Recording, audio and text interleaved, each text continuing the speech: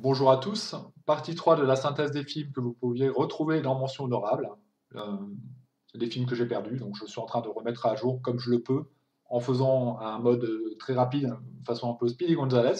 Vous avez pu remarquer, je parle très rapidement, mais je suis obligé parce qu'il y a beaucoup de travail à faire et que je ne peux pas tout refaire comme je l'ai fait avant.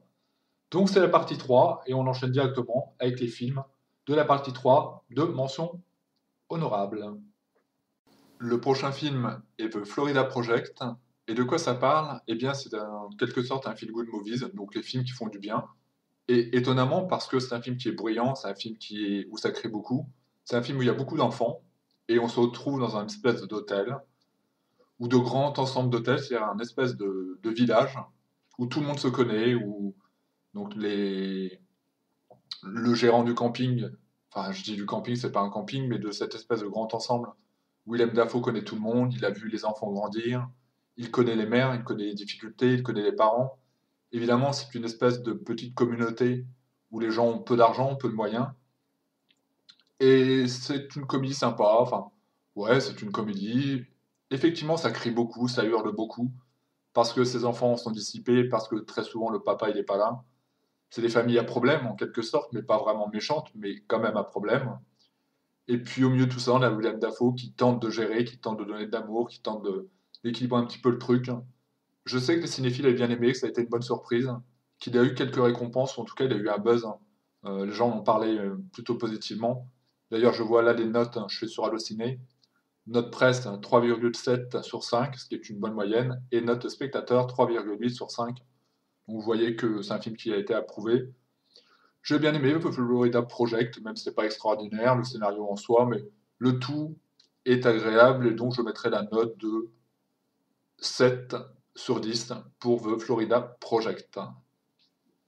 Le prochain film est La folle histoire de Max et Léon. Donc c'est un film français, c'est un film de youtubeurs à la base, enfin des gens qui sont venus de YouTube. Je crois que c'était le Palma Show. Et finalement, c'est un film qui va se réconcilier avec les grands classiques de la guerre, qui parlent des films de guerre, mais également les films comiques. Donc on peut penser à La Grande Vadrouille, on peut penser à tous ces films-là. Évidemment, avec quand même moins de talent, mais ceci dit, je trouve que c'est une bonne adaptation. Pour des gens qui faisaient leur premier film, je crois que c'était leur premier film. Donc c'est une comédie sur fond de guerre, mais la guerre avec le côté sympathique, avec le côté amusant. Il n'y aura pas de violence. Évidemment, nos deux héros sont des anti-héros. Ils sont mauvais, ils sont malhabiles, ils sont un peu comme on peut le retrouver à l'époque de Bourvil, de Funès et autres. Je pense à certains films où les héros sont complètement des anti-héros. Eh bien, on retrouve ça dans ce film et ça faisait du bien de le voir. Alors, c'est pas incroyable, mais c'est encore une fois une comédie française et donc il faut saluer tous ses efforts. Et puis, c'est un peu audacieux d'aller sur ce terrain-là, de proposer un film de guerre, un peu comme on l'aurait fait à l'époque. Alors, évidemment, il n'y a pas le même talent, c'est clair, c'est pas un film de génie.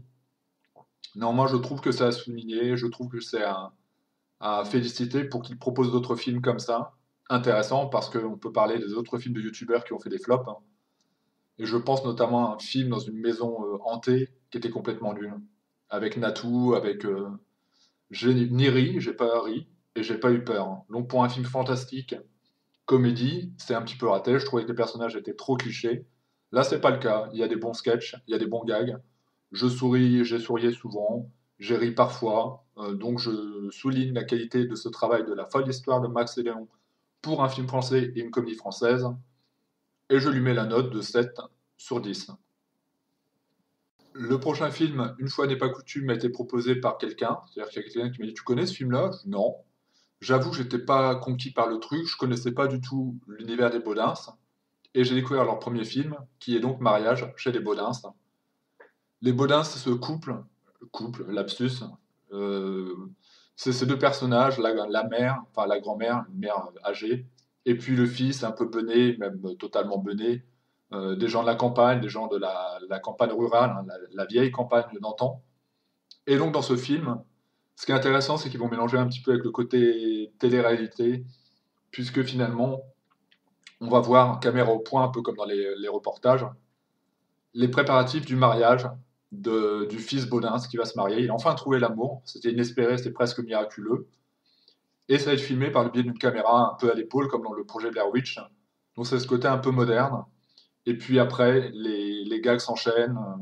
J'ai beaucoup ri dans ce film, je me suis franchement marré. J'ai bien aimé, je trouve ça complètement surréaliste.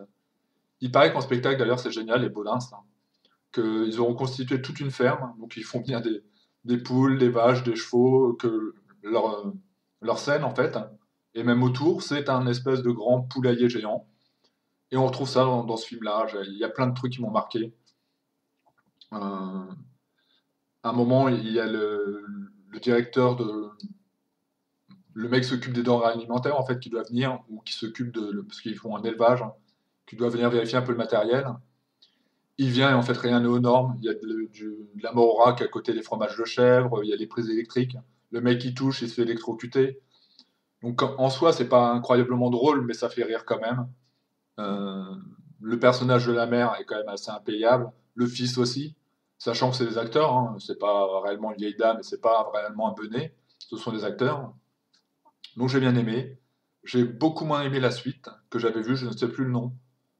Je sais plus le nom, je crois que l'enfant était né, enfin ils avaient eu un enfant. Je n'ai pas trouvé ça intéressant, mais le premier, Mariage chez les Bonins, je le conseille. Et comme je me suis bien marré, et comme je m'attendais pas à bien me marrer, je mets la note de 9 sur 10, hein, pour une comédie française. Parce que voilà, une comédie française qui me fait déclencher des fous rires. Et comme vous le savez, j'ai perdu mes vidéos, donc je suis en train de les refaire. Le jour où je l'avais fait, j'ai repensé à des scènes et j'ai fini mort de rire. J'ai eu un fou rire, ce qui m'arrive très rarement. Donc rien que pour ce souvenir-là, je conseille vraiment ce film, et donc 9 sur 10 pour Mariage chez les Bolins. Le prochain film est Sexe, mensonge et vidéo, et c'était en quelque sorte mon plaisir coupable, parce que c'est un film que j'ai connu ado et qui m'a beaucoup interpellé, qui m'a déstabilisé en quelque sorte. C'est une histoire assez simple d'un couple qui va pas très bien. L'homme a un côté un peu manipulateur, narcissique. La jeune femme est timide, introvertie, et elle est pas bien dans sa peau. Je crois qu'elle est en thérapie. Enfin, tout va pas bien dans ce couple, malgré les apparences. Et puis cet homme qui a dû toujours avoir ce caractère un peu dur, un peu misogyne, un peu un espèce de beauf primaire, quoi, quelque part. L'homme qu'on ne souhaiterait pas pour notre meilleur ami, va avoir la visite d'un de ses anciens copains de classe, hein, avec qui il était ami à l'époque. Alors j'imagine que même à l'époque, l'amitié, ça devait pas être vraiment ça. Ils sont tellement différents l'un de l'autre. Et le jeune homme va arriver dans la famille. Il est lui aussi plutôt timide, plutôt réservé. Si l'un aime parler des films de guerre et qu'il aime, eh bien l'autre aime la poésie, aime la nature, aime, enfin voilà. Et il a une passion pour la photographie et les vidéos.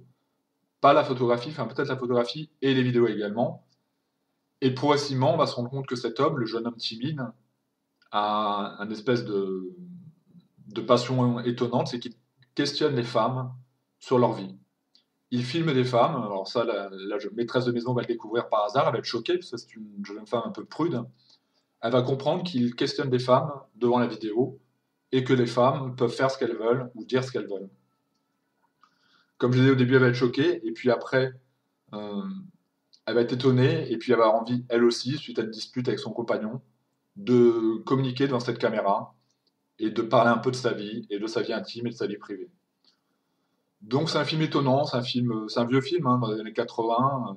Moi j'ai déjà vu à cette époque-là, il est même peut-être un peu plus vieux que ça. Mais j'ai bien aimé Sexe, mensonge et vidéo.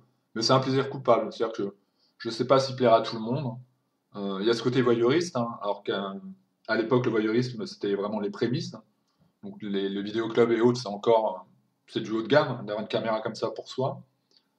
Mais finalement c'est un peu du voyeurisme, nous on est là, puis on écoute les femmes parler. Certaines vont être plus crues, d'autres vont être plus prudes, certaines ne vont vouloir rien faire, certaines. Enfin voilà, vous faites ce que vous voulez, vous dites ce que vous voulez. Il prend son plaisir comme ça, et on comprend que lui aussi a des problèmes au niveau du désir, et qu'il n'y a que comme ça finalement qu'il arrive à trouver une forme d'excitation, même si c'est pas la fin en soi. Son but n'est pas de coucher avec les femmes, euh, elles font ce qu'elles veulent. Donc dans l'absolu, il demande rien, lui il prend juste la parole. C'est une espèce de striptease d'antan ou des intervieweurs de maintenant, je me rappelle de certaines émissions avec Marc-Olivier Fogel, bah, c'est un petit peu pareil. Devant la caméra, il va essayer de faire que les gens se livrent, enfin les femmes en l'occurrence se livrent, et leur parlent un peu de leur vie privée, leur jardin secret. Et c'est ça qui lui plaît vraiment. Et j'ai bien aimé ce film, sans doute parce que j'ai un côté voyeur, j'ai bien aimé l'idée. Et je me retrouvais dans ce personnage un peu timide, qui osait pas vraiment dire aux femmes qu'il les désirait tout simplement, et qui était obligé de passer par l'objectif de sa caméra pour reconnaître enfin ses vrais désirs. Donc je mets à ce film plaisir coupable, et parce qu'il m'a marqué à toute une époque de ma jeunesse, la note de 8 sur 10. En plus, je l'ai revu récemment pour me dire est-ce que vraiment c'était une impression d'ado ou que non, non, je l'ai revu, il est quand même pas mal, c'est intéressant, des actrices, enfin l'actrice, je crois que c'est Andy McDowell, enfin c'est des bons acteurs, ça tient encore la route, donc je conseille ce film et je mets la note de 8 sur 10 et c'est sexe, mensonge et vidéo. Le prochain film est Sherlock Holmes, je crois qu'il n'y a pas de... C'est le premier film sur Sherlock Holmes des années 2000 et quelques, hein. Je parle pas de Sherlock Holmes, j'imagine qu'il y en a plein d'autres. La bande-annonce sera en dessous. Je suis assez étonné d'avoir aimé ce film parce que j'aime pas les films d'action, parce que c'est pas un univers l'espionnage. Sherlock Holmes, c'est quand même de l'espionnage. C'est pas quelque chose qui m'interpelle à la base, mais finalement, c'était un film super intéressant, un film vraiment où il y a pas de temps mort. Et j'ai vraiment bien aimé cet épisode de Sherlock Holmes, où on découvre, c'est sans doute ce qui m'a plu dans ce personnage. Sherlock Holmes, c'était quand même l'un des premiers mentalistes de l'histoire. Et on va en comprendre dès le début comment il analyse les choses, comment il perçoit, comment il fait de la lecture à froid, hein, ce qu'on appelle de la lecture à froid. Euh, les mentalistes disent que les médiums utilisent la lecture à froid. Et donc on aura tout ça. Par exemple, lorsqu'il va rencontrer un adversaire, il y aura des combats, parce que c'est aussi un bagarreur, hein. Je crois qu'il est irlandais de base, donc il a appris à se battre. Mais avant de faire un combat, il va analyser. Il va dire, ok, le genou il est comme ça, la main du mec elle est comme ça, donc il n'aura pas le temps de m'atteindre. Moi je peux peut-être faire un coup sur le côté comme ça, et du coup je vais anticiper. Et évidemment il mettra aussi ce don, cette capacité au service de ses enquêtes. On retrouve son fidèle, je ne sais plus le nom de son fidèle coéquipier. C'est bien foutu, il n'y a pas de temps mort, ça va à 100 à l'heure. Euh, c'est bien du début à la fin. Il y a une suite que j'ai un petit peu moins aimé, mais le premier, Sherlock Holmes, la bande-annonce en dessous, eh bien, je le conseille vraiment. Et étonnamment, pour ce film d'aventure, parce que j'aime pas les films d'aventure de base, eh bien, je mettrais la note de 8 sur 10. Parce que je me suis vraiment pas ennuyé et que ça a été une bonne surprise euh, en ces termes. Je pensais que ça me parlerait pas du tout. Et finalement, j'ai bien aimé. Et j'ai eu envie d'en parler par la suite et de dire, tiens, je sais pas si tu connais Sherlock Holmes, j'ai vu un film qui était franchement pas mal. Je sais qu'il y a une série Sherlock Holmes. Peut-être qu'elle est davantage tirée que la série, ou le film plutôt, est davantage inspiré de la série. Je sais pas, je l'ai pas vu, j'aime pas trop les séries. Je n'aime pas du tout les séries, même, on va dire, en dehors de Black Mirror. Mais je vous conseille ce film Sherlock Holmes, tout simplement. Et je lui ai mis la note de 8 sur 10. 8 sur 10. Le prochain film est un film que je n'attendais pas, que j'ai vu un peu par hasard, qui se nomme Last Flag Flying. Et ça nous parle de l'histoire de trois hommes qui vont se retrouver. Ils se sont connus, ils ont été amis, ou plutôt ils ont été frères d'armes. C'est-à-dire qu'ils ont combattu ensemble à une autre époque. Ils étaient sur le même champ de bataille. Et puis l'un d'eux, Doc, va faire appel à ses amis parce qu'en fait, il n'a personne d'autre. Alors, il les a pas vus depuis des années, hein, ça fait des années qu'ils ne sont pas vus. Mais au moment de sa vie où il est, dans cette solitude dans laquelle il est, eh bien, il a besoin d'eux parce qu'il va enterrer son fils, qui est mort en Afghanistan. Et peut-être que c'est le fait que ce soit lié à l'armée, hein. Du coup, il va vouloir solliciter ses amis en disant, voilà les gars, je sais que ça fait longtemps qu'on ne s'est pas vu, mais j'ai besoin de vous, je ne me sens pas la force d'y aller. J'ai pas vraiment d'amis autour de moi, je crois que sa femme est morte d'un cancer un peu de temps avant. Donc il s'est complètement écroulé, il n'a pas la force et il va demander à ses amis. Alors les amis en question ont changé.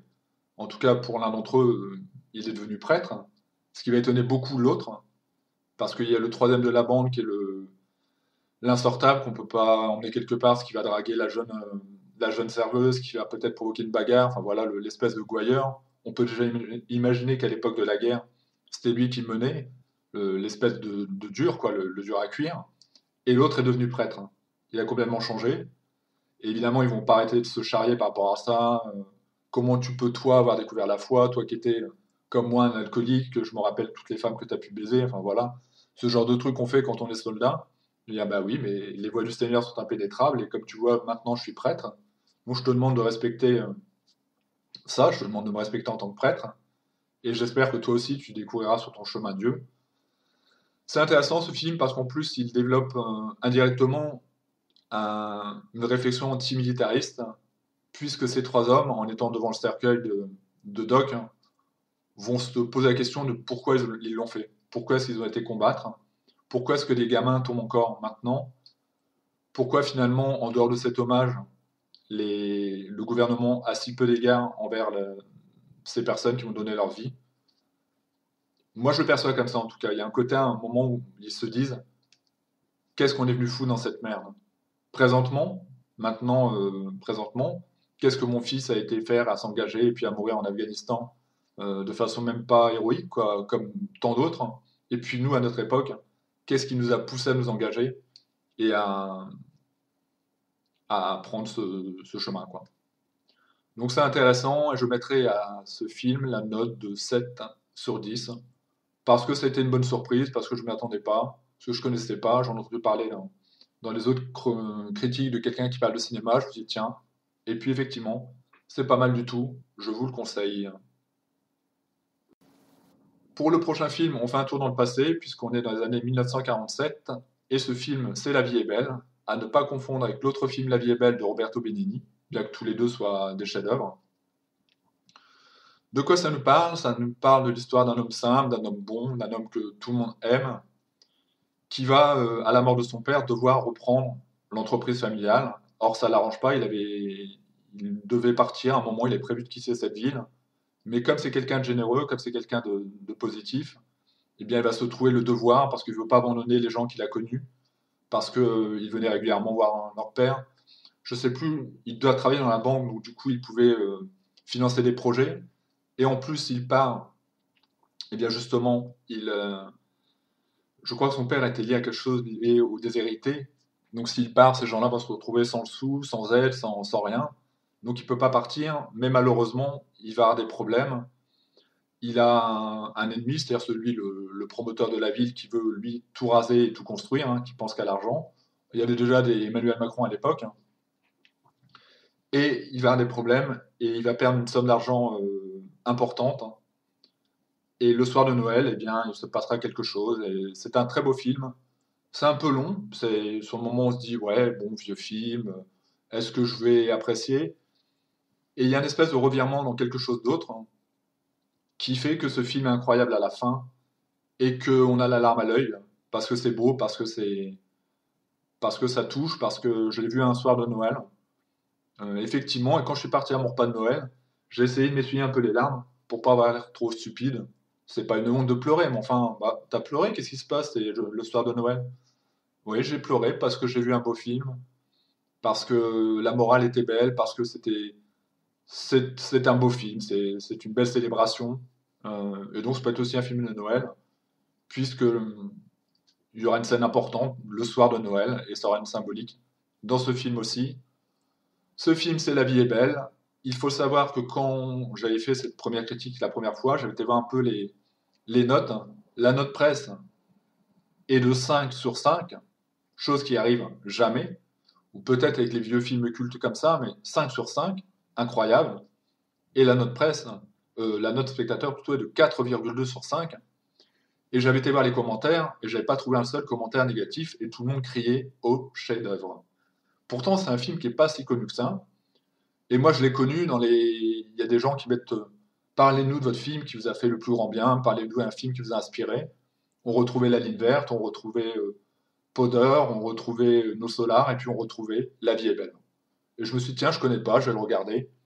Et effectivement, c'est un très beau film que je vous conseille, même si il faut passer la barrière du truc, c'est un vieux film, c'est en noir et blanc, peut-être en couleur, mais enfin, parce qu'il a été recolorisé. Évidemment, c'est différent, évidemment. On a l'impression que ces femmes-là n'existent plus, que sa femme, qui est tellement. La façon qu'elles ont d'aimer, les enfants, enfin, tout ça est très innocent maintenant avec les problèmes qu'on connaît. En plus, on était après l'après-guerre. Mais ça reste, quoi qu'il en soit, un très beau film que je vous conseille. Et donc, c'est La vie est belle de Frank Capra. Le prochain film est Night Call. Et de quoi ça parle? Eh bien, ça parle d'un homme joué par Jacques Gyllenhaal qui sait pas trop vers quoi il va professionnellement, il se cherche, et puis un jour, sur une scène, et notamment une scène, peut-être pas une scène de crime, mais une scène où il y a eu un accident, il va voir un mec qui est en train de filmer. Il va le voir, il lui dit, tiens, c'est quoi ton métier? Alors, il est journaliste, évidemment. Il dit, est-ce qu'on a besoin d'avoir une carte de presse pour faire ce genre de truc? L'autre lui dit, bah, pas vraiment, il y a d'autres moyens, tu peux faire autrement.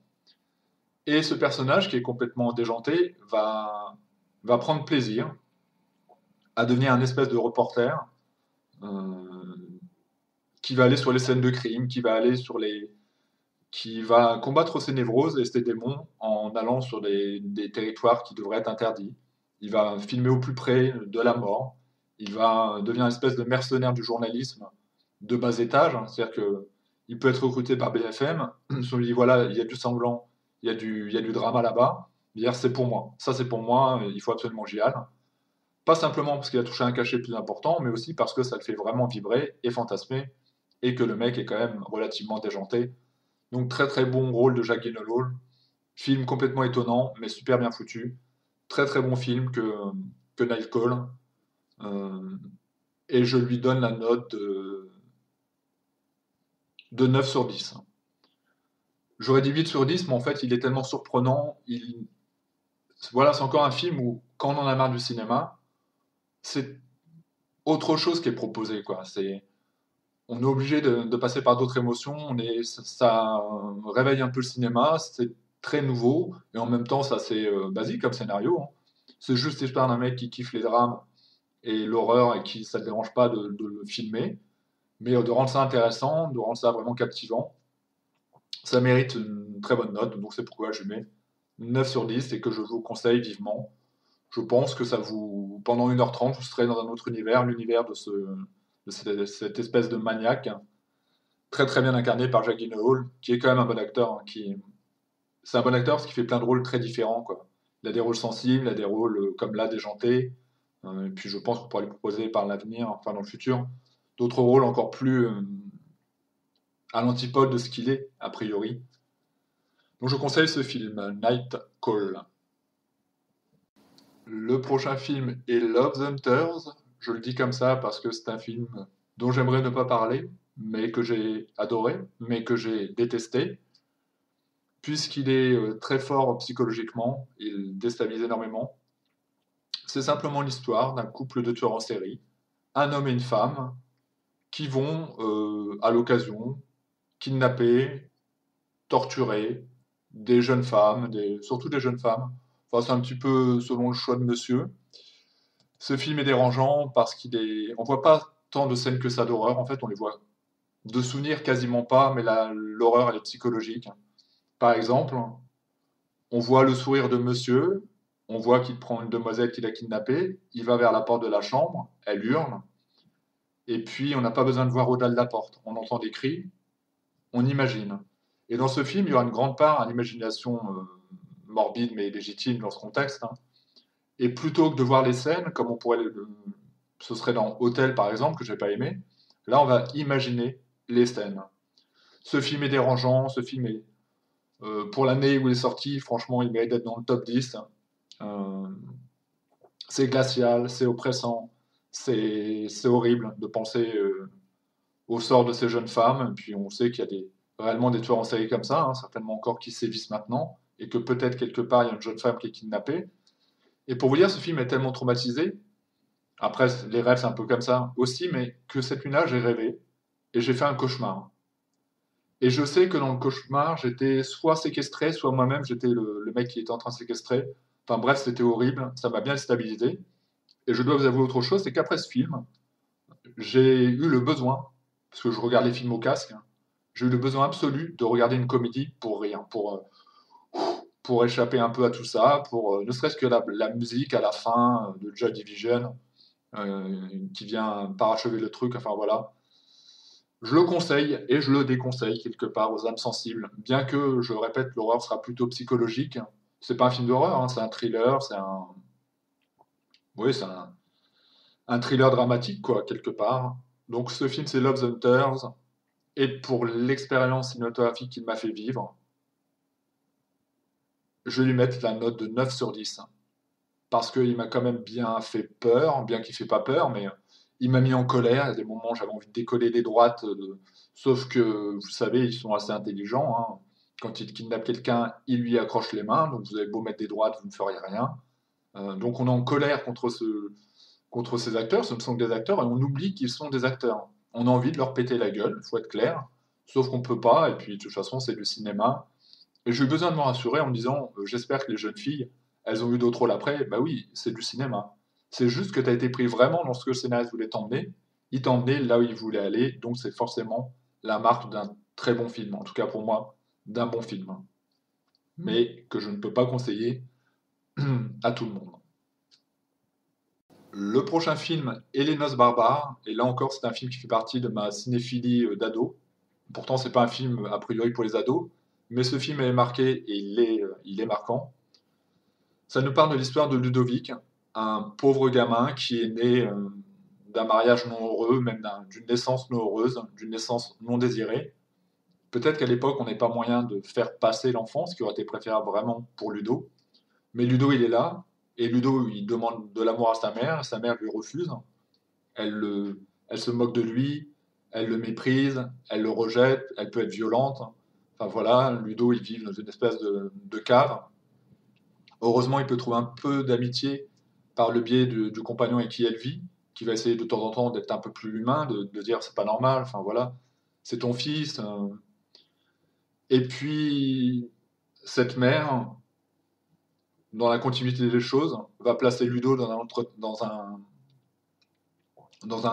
institut pour enfants à problème, pour enfants handicapés, pour un truc qu'il va faire, un truc anodin de gamin, il va faire une bêtise, et puis la punition, ça va être qu'elle va le mettre dans un centre pour enfants débilisants. Donc c'est un très beau film, Les Noces barbares, c'est un film qui est dur, c'est tiré d'un roman, c'est de Yann Kefelec, je vois là. Je crois qu'il écrit Yann. Euh, Très bon film, et je mettrai la note de ce film très particulier, attention, je tiens à préciser quand même, encore une fois, il n'est pas réservé à tout public, et je mettrai à ce film, pour les souvenirs qu'il m'évoque, pour le fait d'avoir revu et que je l'aime toujours autant, je mettrai la note de 9 sur 10 pour Les Noces barbares.